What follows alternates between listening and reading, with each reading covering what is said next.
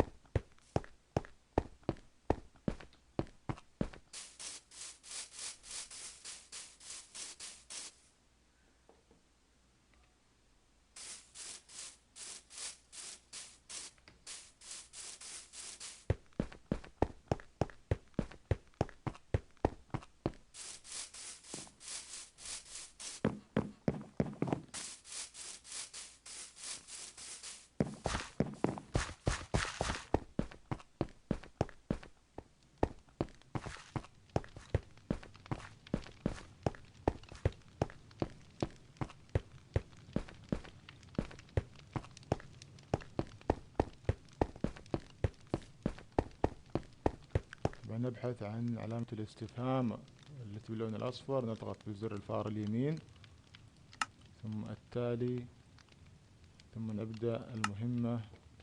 نقوم بعدها بكتابة الأوامر البرمجية بعد الضغط على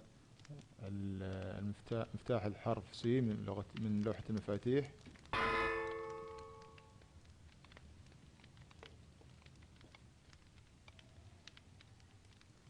الآن أكملنا كتابة الأمر البرمجي، وضعنا حلقتين تكرار، ويقوم الروبوت في وضع قطعة من السكة الحديدية ثم ينتقل إلى الأمام بمقدار خطوة.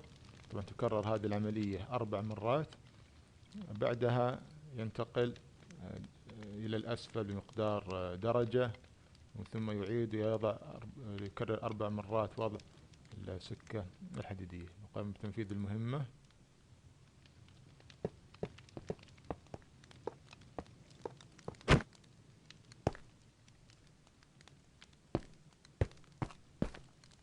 تلاحظون الآن يقوم ببناء السكة. الآن اكتملت المهمة وأصبحت سكة الحديد تعمل وتنقل البضائع ما بين القريتين. الآن لابد أن ننتقل إلى الشجرة، فاختار هذا الخيار ثم الشجرة. الآن اكتملت المهمة. لكي أنتقل بشكل سريع إلى قرية الصيادين، أقوم بالضغط على الرقم 1 ومن ثم الضغط بزر الفار اليمين ثم اختيار هذا الخيار، سوف ينقلني إلى قرية الصيادين.